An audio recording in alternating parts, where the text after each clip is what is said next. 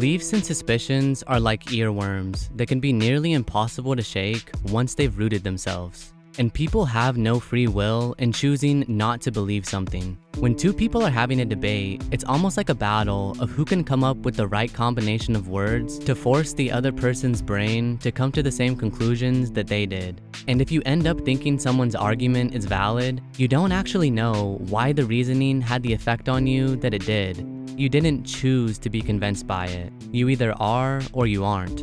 I find this power that one's thoughts and beliefs have over them to be fascinating. A film that encapsulates this concept is Dream Scenario with Nicolas Cage.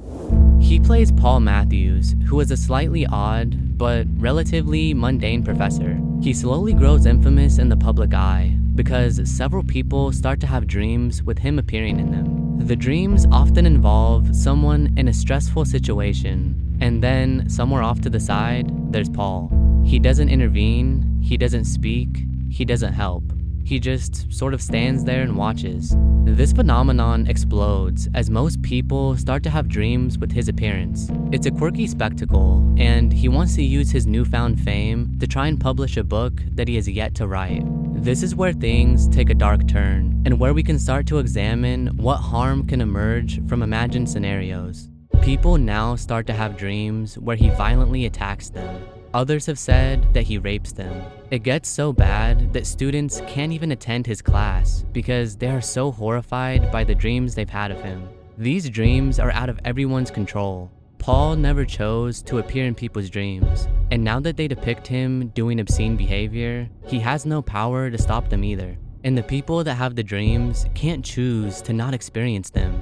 Even further, they aren't able to not be afraid of him, even though, on paper, it's irrational to be afraid of the real person because of fake situations.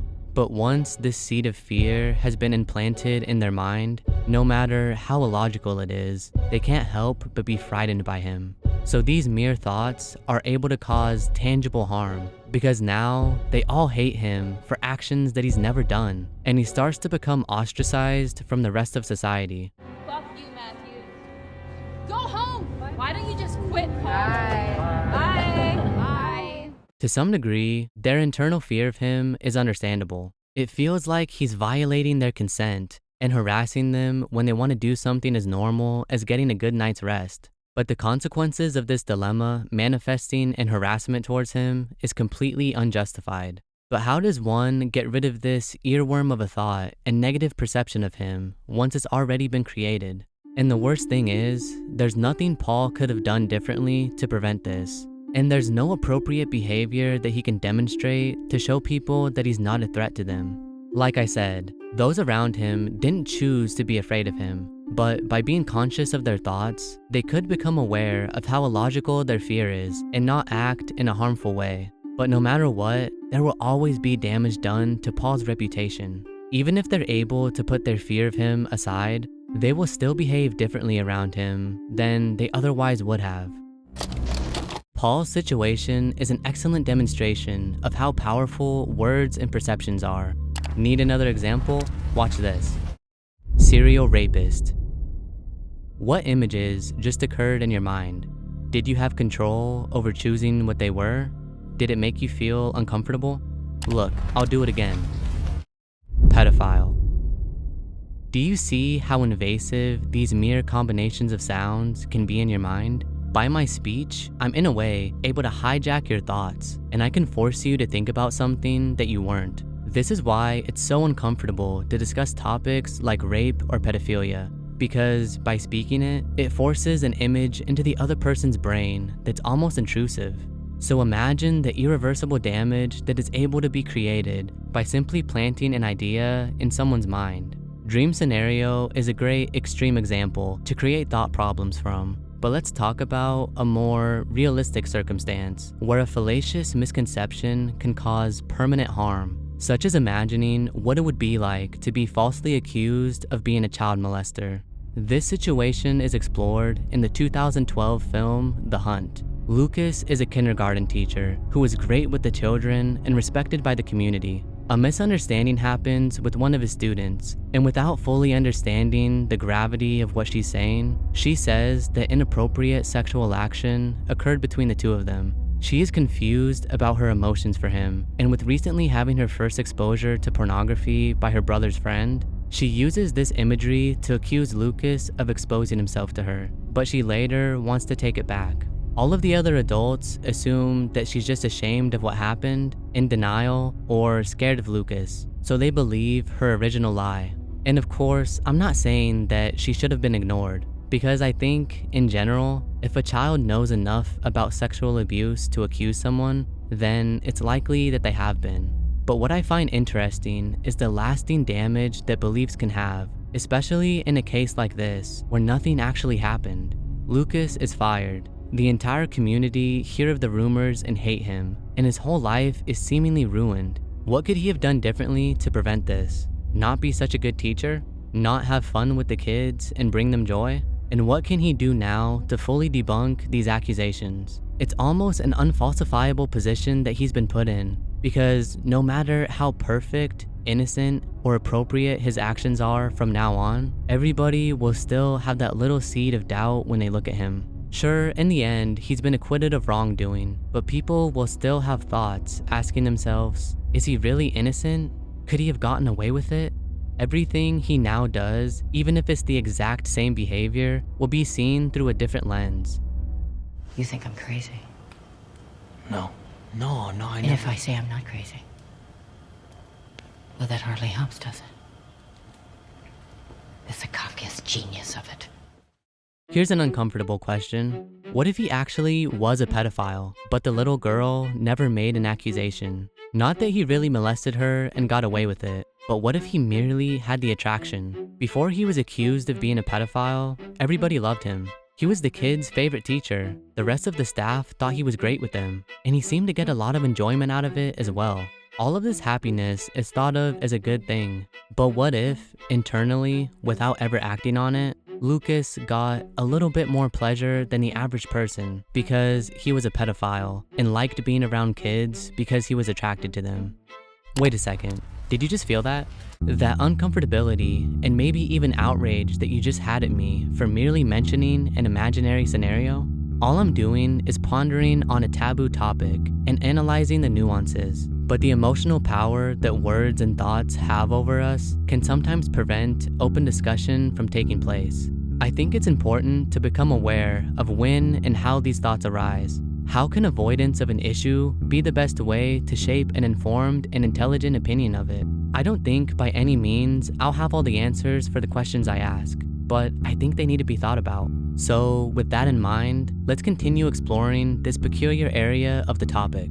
I think the concept of finding a child sexually appealing is such an off-putting idea that people don't want to think about it any longer than they have to. Even if they never offend, people just don't like the idea of someone privately being attracted to children. I think the main concern in the situation with the pedophile working around kids is with their risk of offending. While I of course think that prevention of abuse is the most important thing, it's interesting to dissect the reasoning. If you don't think that a pedophile should work around kids because they have a sexual attraction, why is that same logic not applied to everybody? We let adults take care of people in hospitals, through therapy, and in nursing homes, where they are around vulnerable people that they could easily take advantage of if they wanted to. But we trust them to not act inappropriately from merely the basis of having a sexuality. But for pedophiles, we assume that their attraction means that they want to and will offend.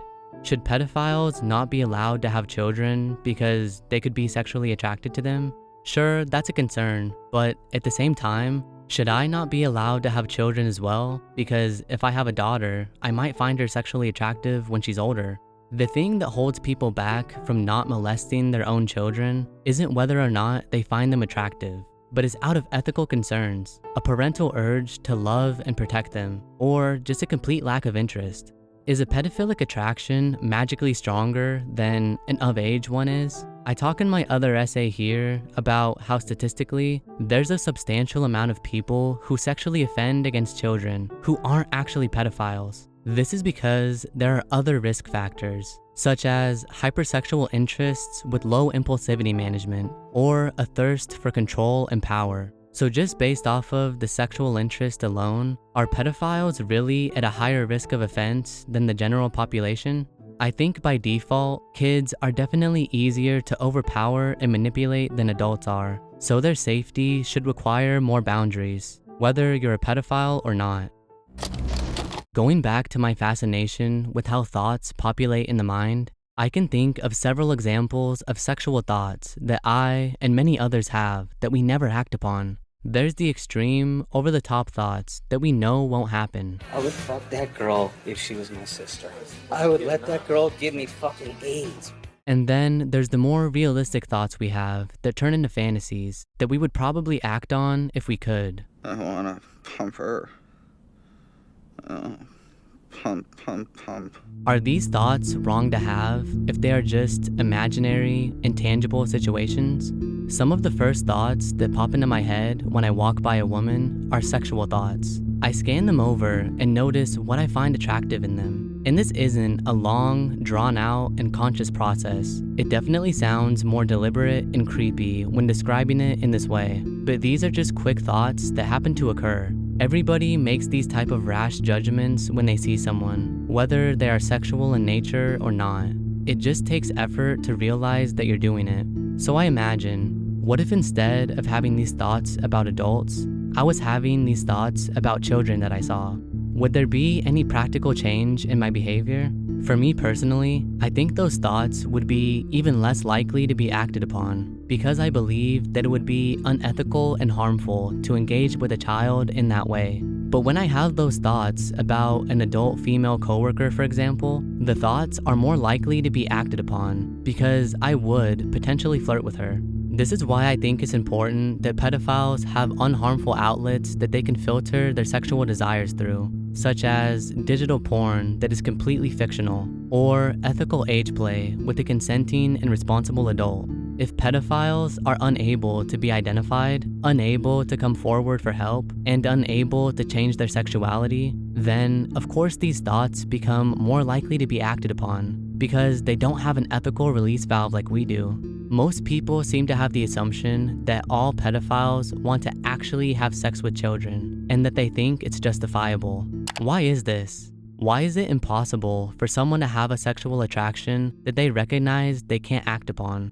Of course, there's examples of pedophiles who literally want to get the laws changed for having sex with minors. But there's also adults that think it's alright to rape and murder people. But I don't want to be pulled in with them simply because we share a similar sexual attraction. It's an unnerving reality that we can never truly know what someone's inner thoughts fully entail. We can only react to their outwards behavior, and even that behavior can be observed in various ways based off the interpreter. A perceived good deed can change into an evil one if we get more information about one's intentions. If a guy kicks a dog in the street in order to move them out of the way of an oncoming truck, then what he did is probably thought of as a good thing. But if we found out that his intention was to kick the dog because he enjoyed causing it pain and it just happened to miss the truck, the outcome may be the same, but we would think about the man very differently now. And this change of thought is based entirely on attributed, intangible motives. So intentions matter. There's a difference between a pedophile who wants to and intends to harm children versus one who recognizes that those actions are wrong and doesn't want to fulfill them. Similar to how I'm attracted to women, and I could theoretically rape several that I'm attracted to, but I know that would be immoral. More importantly, I don't even want to cause that type of harm in the first place, so I simply don't do it. Now let's contrast all this with our previous discussion of a pedophile working around children. Many of their motives line up perfectly with what we'd want a good teacher to have, providing support, growth, and enjoyment for the children. They just have an extra variable that we might not know of. Like I mentioned earlier, I'm just trying to analyze how much additional risk is involved in this scenario compared with other everyday risks that we accept. We allow people to work out and become substantially stronger and bigger than the rest of the population. We allow people to learn martial arts, making them so dangerous that if they wanted to, they could kill most people they interact with day to day. And I haven't even mentioned the potential harms and huge responsibilities involved with owning a firearm. I find it interesting that examining these differences in societal normalities and thinking of pedophiles as anything else besides evil monsters that want to offend is so uncomfortable for us. It doesn't reason that unbridled hatred of imagined intentions will do much good. Like I mentioned from the outset, our beliefs and emotions around taboo topics are so firmly rooted that any discussion about them provokes resistance. But I think challenging them is important to staying intellectually active. And hey, your beliefs could end up being exactly the same after analyzing them, but at the least, they were examined. Consider how your thoughts arise, because they're the basis for most of your complex behavior, certainly your most deliberate behavior. If you pay attention to the process of thinking, you'll see that your thoughts simply appear in consciousness, very much like my words. In fact, you can observe that you no more decide the next thing you think than you decide the next thing I say. I mean, what are you going to think next? You don't know. Yet your thoughts determine what you want and intend and do next. Your thoughts determine your goals and whether or not you believe you've met them.